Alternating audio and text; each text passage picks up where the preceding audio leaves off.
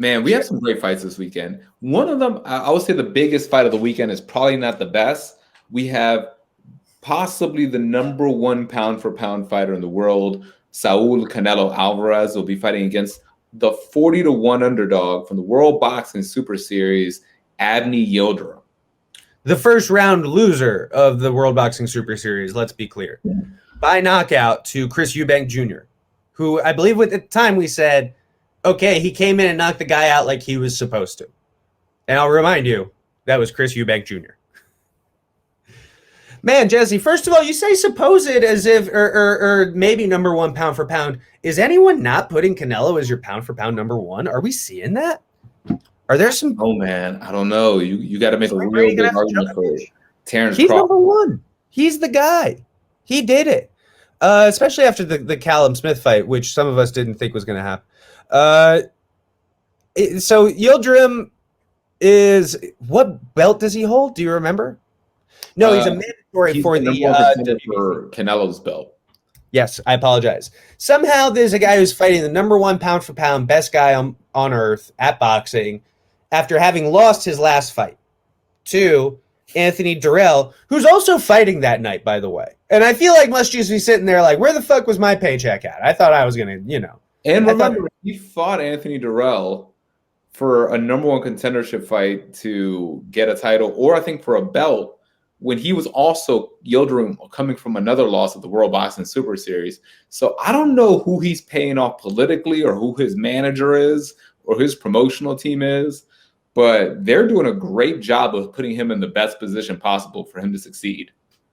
I mean, I don't want to say nothing, but he is Turkish, and it does seem like there's a Turkish fight fan who must just be paying millions of dollars. Did you see that fucking Ataman Izatar guy, the guy who got cut from the UFC because somebody snuck that weird bag of shit into his room in Dubai? Yeah. That guy got cut. That guy did not get cut.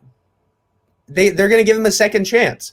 And it's literally just like, okay, there must just be like a fucking, there's somebody paying off. Dude, there's some fucking billionaires up in Turkey paying for these guys to get shot. Erdogan or some shit. It's crazy. Anyway, yeah, Yildirim's going to get his ass whooped. We don't really need to pretend otherwise. Sometimes I try to come on here and be diplomatic because it's fighting and you never really know. But in this one, we really know. You could bet your child's soul on Canelo winning this fight. You know what I mean? I don't mean to overstate it, but that is absolutely true. 40-1. 40-1. It would be the biggest upset since what? Like Buster Douglas? Yeah. I mean, literally, straight up. You would be insane to bet any amount of money on this fight. This is all going to be so good to play back next week after he loses. Luckily, they gave you a real fight as the co-main event.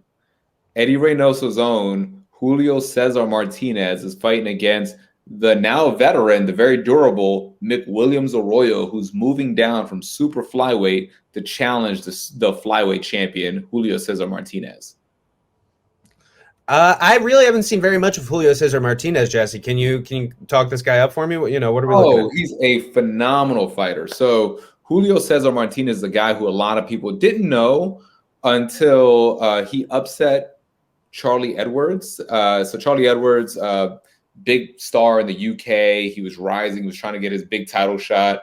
And he fought against Julio Cesar Martinez and got his ass whooped in the UK in 3 rounds, got KO'd. People thought, hey, was that like a fluke? Is he really that good? So Christopher Rosales, listed as a no contest. I think it might have gotten changed. Originally a KO, but it was ruled a no contest after Charlie. But in the fight, he knocked him out. In the fight, he knocked him out. Yeah, he dominated him. So he hit him when he was down, so it got changed to a no contest.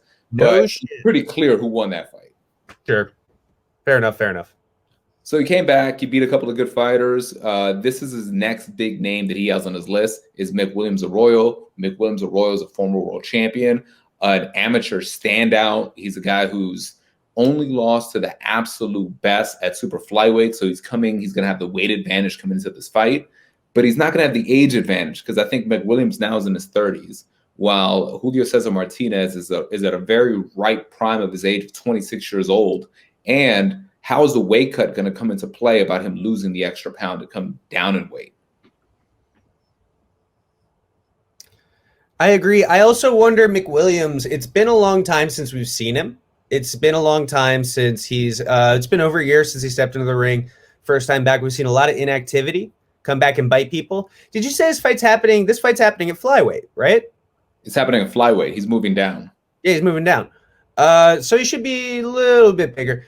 Man, I don't know. I'm interested to see because yeah, like you said, McWilliams Arroyo is a really tough guy and a really tough test, but he's not one you can't get over on. And especially with Julio Cesar Martinez being trained by Eddie Reynoso, I'm excited to see what that brings for sure. All right, so McWilliams Arroyo is kind of more known for his losses, but he's got a phenomenal record. He's a former world champion, but he is the guy who challenged M. Not Ruin Wrong, where we were like, oh, that guy's legit. And he also lost to Chocolatito Gonzalez in his U.S. expansion as he was becoming a name in the U.S. This is factual, but he fought Ruin Wrong real tough. I do remember that one. He beat Quadras, though. He beat Carlos Quadras. He beat Carlos Quadras. I believe the Ruin Wrong fight, if it wasn't a majority decision, it might have been a split decision. That was a very close fight. It was a close fight. That was a very close fight. So this is a guy who's on the level, but like A- on the level. Yeah, and he's just below. That would say a lot for Julio Cesar Martinez. So something I do like in these lighter weight classes, I feel like the guys just can't run from each other, right? Like the finances don't allow for it, basically. Yeah. If you're not fighting another top guy, basically who gives a shit? The finance is definitely it. Like there really isn't anyone else. For people to give a fuck, you have to fight somebody. Nuts. I always tell people it's a little hard for people to get excited about a fighter when you see it's 112 pounds. The guy is 112 pounds. I know dog's bigger than that. I mean, I'm not. Girlfriend weighs more than that. Like, I know children. They're like elementary schoolers who definitely weigh more than that. I weighed 127 when I was 10. And still. No, okay. Man, so we actually have straight up. That's like child size. You said what? It's like child size. Instead of like flyweight, it should be called birth weight. It's really small. I mean, I think he's 115, and then the weight class above is 118.